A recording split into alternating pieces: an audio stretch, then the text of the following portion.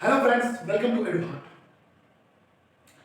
क्या आप जानते हैं कि आपकी जिंदगी में स्वतंत्रता की क्या मायने हैं?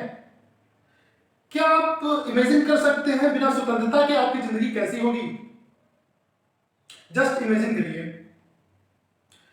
अगर आपको हर काम में रोका जाए, टोका जाए, ठीक है, अगर आपको बोलने की आजादी आजादी ना हो, या भारत में एक जगह से दूसरे जगह तक घूमने की आजादी ना हो, या आप अपने दोस्तों से एक जगह इकट्ठे होकर बात करना कर सके, रोजगार लेने की आजादी ना हो, तो क्या होगा? क्या आप जैसे लाइफ जी रहे हैं, क्या वैसे ही लाइफ जी पाएंगे?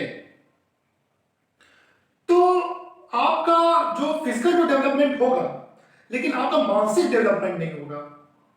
समझ रहे हैं ना? आपका कोई पर्सनालिटी डेवलपमेंट नहीं होगा, और जो आपका डेवलपमेंट नहीं होगा तो आप अपने समाज के लिए भी कुछ नहीं कर सकते हैं। ठीक है? तो इसीलिए हमारा संविधान हमें क्या देता है? कुछ मूल अधिकार देते हैं। क्या देता है? मूल अधिकार देते हैं। ठीक है? Fundamental rights. तो मूल अधिकार में आज हम पढ़ेंगे क्या पढ़ेंगे? राइट्स टू फ्रीडम, यानी स्वतंत्रता का अधिकार। ठीक है? इससे पहले हमने क्या पढ़ा था? राइट टू इक्वलिटी, जो क्या था? 14 से 18 आर्टिकल में था। ठीक है?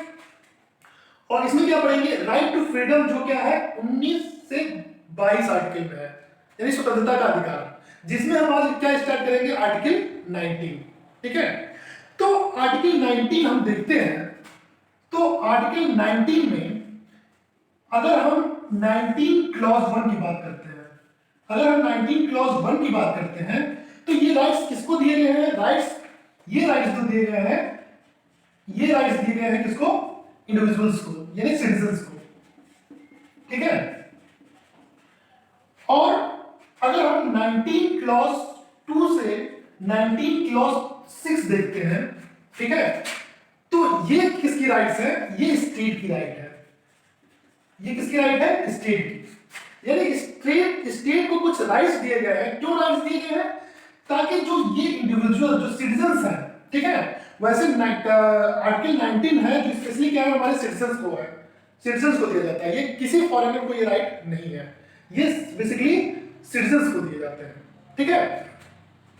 But it is against state and individuals. ठीक है? तो तो इसमें क्या है? 19 क्लॉज 1 में ये इंडिविजुअल्स को राइट दिए गए हैं, और 19 क्लॉज 2 से 19 क्लॉज 6 ये स्टेट को कुछ, अगर ये राइट्स फुलफिल नहीं होता है, ठीक है, अगर इस राइट्स का ओवररीच होता है, तो स्टेट क्या कर सकती है? वेरियस रीजनेबल रिस्ट्रिक्शन लगा सकती है इंडिविजुअल्स पे। किस आर्टिकल्स में है? 19 क्लॉज 2 से 19 क्लॉज 6 में है। ठीक है? ये रीजनेबल रिस्ट्रिक्शन याद रखिएगा, ये हमेशा क्या है? रीजनेबल होना चाहिए। ये क्या होना चाहिए? रीजनेबल होना चाहिए, यानी बेक तरीके से आप रिस्ट्रिक्शन नहीं लगा सकते हैं। ठीक है? यानी कि 19 क्लॉज 1 में इंडिविजुअल्स को, सिटीजंस को राइट्स दिए गए हैं, और 19 क्लॉज 2 से 19 क्लॉज 6 में स्टेट को राइट दिए गए हैं, ताकि अगर ये अपने राइट्स को ओवररीच करते हैं तो ये क्या कुछ रीजनेबल रिस्ट्रिक्शंस लगा सके। ओके? अगर हम राइट्स ऑफ द सिटीजन देखते हैं, अगर क्या है? Rights of the citizen, rights of citizen, ठीक है, तो इसमें क्या होता है? 19 क्लॉज 1। ठीक है? तो इसमें हमने क्या दिए हैं? 6 डेमोक्रेटिक फ्रीडम्स हमें मिले हैं, 6 डेमोक्रेटिक फ्रीडम्स। ठीक है? तो उसमें क्लॉज है, ठीक है, 1 का सब क्लॉज ए क्या बताता है? ठीक है, right to freedom of speech and expression. ठीक है, freedom of speech and expression, इसको शॉर्ट फॉर्म में हम क्या बोलते हैं? FOSE, freedom of speech and expression. ठीक है? तो हमारा जो स्पीच और एक्सप्रेशन कैसा होना चाहिए? It must be freely and openly. ठीक है? मतलब कि क्या? कि हम अपने व्यूज को किसके द्वारा हम प्रकट कर सकते हैं? फ्रीली, राइटिंग के द्वारा, यानी लिख कर हम क्या कर सकते हैं? अपने व्यूज दे सकते हैं। स्पीच देकर, यानी कि अपने स्पीच देकर अपने व्यूज को रख सकते हैं, यानी होर्डिंग और बैनर्स लगा के अपने व्यूज को दे सकते हैं, या कोई सिंबल्स से। सिंबल्स आप देखे होंगे, ब्लैक पट्टी बांध के हम विरोध करते हैं, काला मुंह में काली पट्टी बांध के हम विरोध करते हैं। तो ये क्या होता है? अपना जो व्यूज सामने प्रकट करने का तरीका होता है, ठीक है। और it must be openly, openly क्या होता है, मस्ट बी विदाउट फियर, ये क्या होना चाहिए, विदाउट फियर, यानी दोनों साथ में होना चाहिए, फ्रीली एंड ओपनली, यानी कि विदाउट फियर हम अपने व्यूज को हम इन सब माध्यमों से क्या कर सकते हैं, एक्सप्रेस कर सकते हैं, ठीक है। तो बेसिकली अगर आप देखें तो ये जो freedom of speech and expression है, ठीक है, तो ये क्या क्या कवर करता है, ठीक है। इसमें होते हैं रिसीव इंफॉर्मेशन, यानी हम कहीं से इंफॉर्मेशन प्राप्त कर सकते हैं, ये सारे राइट्स हैं, ठीक है, कि हम कहीं से इंफॉर्मेशन क्या कर सकते हैं, प्राप्त कर सकते हैं। एक्सप्रेशन यानी कि अपने अपने व्यूज को एक्सप्रेस कर सकते हैं, ठीक है, एक्सप्रेस योर व्यूज और योर और ओन आइडियाज को हम एक्सप्रेस कर सकते हैं। देखिए आपने देखा होगा सेक्शन 377 जो होमोसेक्सुअलिटी की बात करता है, ठीक है, उसको डीक्रिमिनलाइज जो किया गया था इसी के अंदर, इसी राइट्स के अंदर किया गया, यानी कि ये एक्सप्रेशन है, आदमी का एक्सप्रेशन है कि वो होमोसेक्सुअल है या हेटेरोसेक्सुअल है, वो कैसा भी है, ठीक है, तो वो क्या कर सकता है, इसके माध्यम से क्या इस सेक्शन को डीक्रिमिनलाइज किया गया था, ठीक है। तीसरी चीज क्या थी, सीक्रेट्स, यानी कि हम कोई भी कम्युनिकेशन जो हमारे पास कम्युनिकेशन आ रही है उसको क्या एज ए सीक्रेट हम रख सकते हैं, ठीक है, उसको क्या रख सकते हैं, सीक्रेट। अगर हम 19 क्लॉज 1 की बात करते हैं तो हमारे कोर्स ने 19 क्लास 1 का कई बार जो है वेरियस इंटरप्रिटेशन किया, कई मामलों में, ठीक है, वेरियस केसेस आए, ठीक है, वहां पे उन्होंने क्या किया, वेरियस इंटरप्रिटेशन किया, ठीक है, जैसे कि और उसके स्कोप को बहुत ही वास्ट किया, ठीक है। जैसे कि कुछ केसेस हम यहाँ पे देखते हैं, जैसे कि article 19 freedom of speech and expression में पहला क्या चीज है, फ्रीडम ऑफ प्रेस, ठीक है। तो फ्रीडम ऑफ प्रेस के केस में डॉक्टर बी आर अम्बेडकर ने बोला था कि फ्रीडम ऑफ प्रेस जो है उसको कहीं स्पेशल, हमारे कॉन्स्टिट्यूशन में स्पेशल कहीं मेंशन करने की जरूरत नहीं है, ठीक है, बल्कि ये जो है, जो हमारा जो लिया गया था आर्टिकल 19 वो बेसिकली लिया गया था अमेरिका के जो कॉन्स्टिट्यूशन का फर्स्ट अमेंडमेंट जो है, ठीक है, जिसमें क्या था, freedom of speech and press, ठीक है, तो हमने वहां से लिया था, वहां पे खुद उसमें लिखा है और प्रेस, ठीक है, यानी कि हमें कोई जरूरत नहीं है प्रेस को स्पेशली यहाँ पे मेंशन करने के लिए। जब हम कहीं कहीं किसी देश से कोई भी आइडियाज लेते हैं तो वहां का प्रिंसिपल जो होता है, उसमें जो इंश्राइन प्रिंसिपल होता है वो स्वतः ही उसमें इंक्लूड हो जाता है, ठीक है। तो जैसे इसमें क्या है, फ्रीडम ऑफ प्रेस, तो क्या है, वो स्वतः ही इसमें क्या है, इंक्लूड है, ठीक है।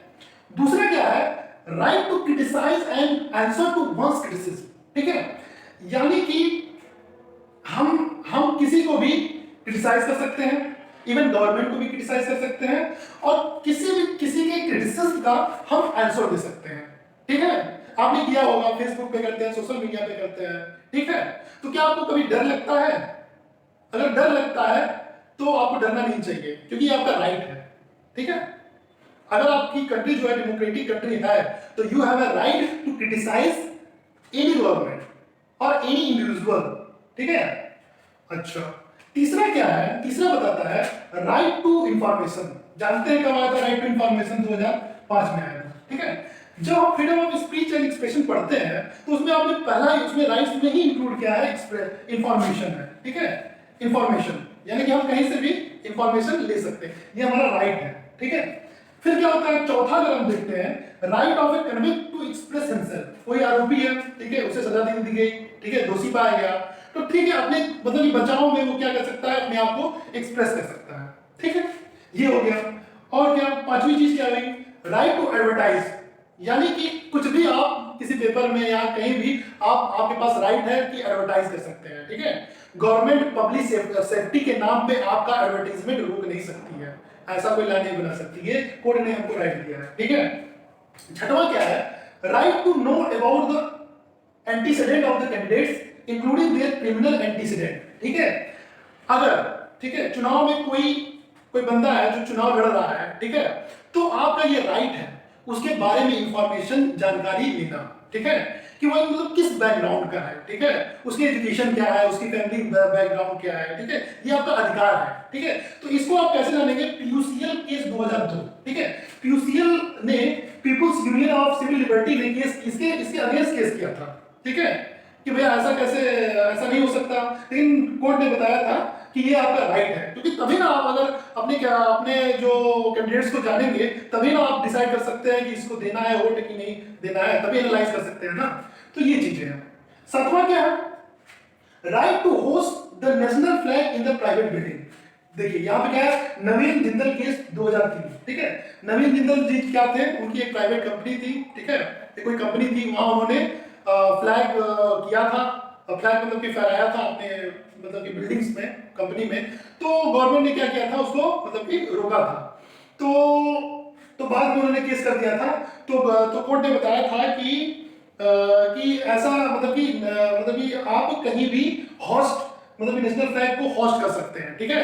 आप फ्लैग कोड ऑफ कंडक्ट के नाम पे ऐसा नहीं कर सकते हैं कि उसे मतलब कि लोगों को झंडा ना फहराने दिया जाए, ठीक है, क्योंकि फ्लैग कोड ऑफ कंडक्ट से ज्यादा हमारा ये जो अधिकार है, right to expression, freedom of speech and expression, ज्यादा इंपॉर्टेंट है, ठीक है। नेक्स्ट वन क्या है, नेक्स्ट वन है right to write a book, यानी कि किसी को भी बुक लिखने से, ठीक है, आप उसको रिस्ट्रिक्ट नहीं कर सकते हैं, ठीक है, ये उसका क्या है, अधिकार है। और एक लास्ट केस जो है, और एक और केस है, वैसे तो कई केस आते जाते रहते हैं, एक केस है राइट टू साइलेंस, ठीक है। ये बहुत ही मजेदार केस है, Bijoe Emmanuel versus state of Kerala का केस, ठीक है। इसमें क्या हुआ था कि एक हाई स्कूल का जो प्रीमाइस था, ठीक है, वहां पे क्या हो रहा था, नेशनल एंथम जो गाया गया, वहां 3 लड़के थे, ठीक है, जिवा बिलीव के, ठीक है। वो बेसिकली क्या किए, वो अटेंशन में तो खड़े रहे, ठीक है, मतलब नेशनल एंथम का मतलब कि उसमें खड़े रहे, लेकिन उन्होंने नेशनल एंथम गाया नहीं, ठीक है, गाया नहीं। तो क्या हुआ, वहां की मिस्ट्रेस थी, तो उन्होंने क्या किया, तीनों बच्चों को रेस्टिकेट कर दिया। तो तीनों बच्चे कहां चले गए, हाई कोर्ट में।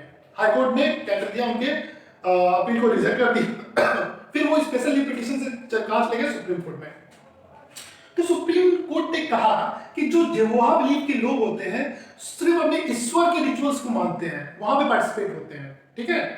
तो क्या है, तो आप तो मतलब कि हमारे नेशनल एंथम का कोई मतलब कि नेशनल एंथम का मतलब कि उन्होंने कुछ उसका डिसरिस्पेक्ट नहीं किया है, ठीक है।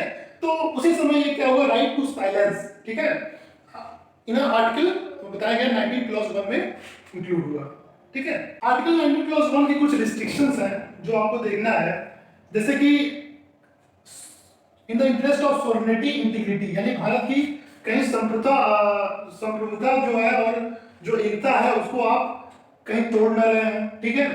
दूसरा क्या है, in the interest of security of the state, ठीक है, सिक्योरिटी के मामले में, स्टेट के सिक्योरिटी के बारे में, पब्लिक ऑर्डर हुआ, डिसेंसी हुआ, मोरालिटी हुआ, friendly relation with the foreign state, to maintain friendly relation with the foreign state. तीसरा कंटेम्प्ट ऑफ कोर्ट, छठवां क्या है, डिफेमेशन, सातवां क्या है, इंसाइटमेंट ऑफ ए ऑफेंस। ये कुछ रिस्ट्रिक्शंस है जो आर्टिकल 19 क्लॉज 1 में लगाए गए हैं, ठीक है। अब आइए हम देखते हैं 19 क्लॉज 1 सब क्लॉज बी क्या कहता है।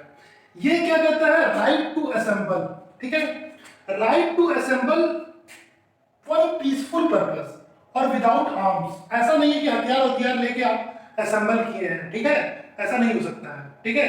तो राइट टू असेंबल ये किसमें आता है, आर्टिकल 19 क्लॉज 1 क्लॉज बी में आता है, ठीक है। तो इसके जो रिस्ट्रिक्शन है, ठीक है, रिस्ट्रिक्शन को आप याद करने का तरीका यह है कि एसआईपी, ठीक है, यानी कि सॉवरेनिटी, इंटीग्रिटी एंड पीस, ठीक है, ये रिस्ट्रिक्शन है, ठीक है। यानी कि आप लोग इनकी सॉवरेनिटी को भंग करेंगे, ना इंटीग्रिटी को भंग करेंगे, ना ही पीस को भंग करेंगे, ठीक है। और देखिए मैंने जैसे कि आपको बताया था कि 19 क्लॉज 1 क्या है, 19 क्लॉज 1 है, ये क्या है, राइट्स ऑफ द सिटीजन है।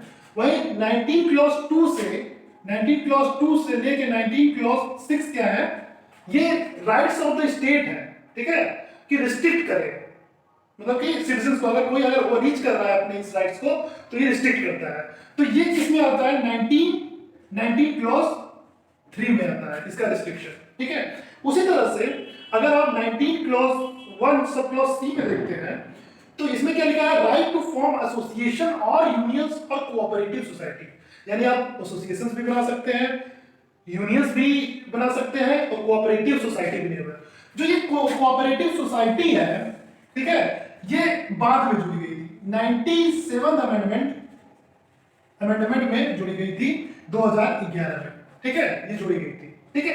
इसमें कोर्ट ने कहीं कहीं पे ये भी कहा है कि right to join a union, ठीक है, right to join a union, ठीक है, ज्वाइन भी कर सकते हैं और नहीं भी ज्वाइन कर सकते हैं, ये भी आपका राइट्स है, ठीक है, इसके अंदर आता है, ठीक। 19 क्लॉज 1 क्लॉज डी क्या बताता है? Right to move freely throughout the territory of India, ठीक है, right to move freely throughout, यानी कि भारत के किसी भी पार्ट में आप फ्रीली मूव कर सकते हैं। वही 19 क्लॉज 1 क्लॉज ई क्या बताता है? Right to reside and settle in any part of the territory of India, यानी आप कहीं भी घूम सकते हैं और वहां पे कहीं भी आप सेटल हो सकते हैं। ये बेसिकली क्या है, दोनों आपस में एक नेचुरल कोरोलरी है, भाई आप जहां जाएंगे वहां सेटल हो जाएंगे, ठीक है। तो इन दोनों के रिस्ट्रिक्शन भी क्या है, दोनों के सेम है, ठीक है। बेसिकली क्या ये आता है, इसके रिस्ट्रिक्शन दिए हैं 19 क्लॉज 4 में और इसके 19 क्लॉज 5 में। रिस्ट्रिक्शन वही है, दोनों के सेम है कि मतलब कि पब्लिक सेफ्टी के लिए पब्लिक ऑर्डर को डिस्टर्ब न करें, और जो जो एरियाज होते हैं शेड्यूल्ड ट्राइब्स के, ठीक है, वहां पे आप वहां पे रिस्ट्रिक्शन है, ठीक है, वो स्पेशल एरिया में आता है। तो 19 क्लॉज 1 डी और 19 क्लॉज 1 क्लॉज ई, ठीक है। फिर लास्ट क्या है, 19 1 clause D, right to profession, occupation, trade, business. जहां ट्रेड और बिजनेस में जो स्टेट है वह पार्शियल भी कंट्रोल कर सकता है और क्या कर सकता है, कंप्लीटली भी।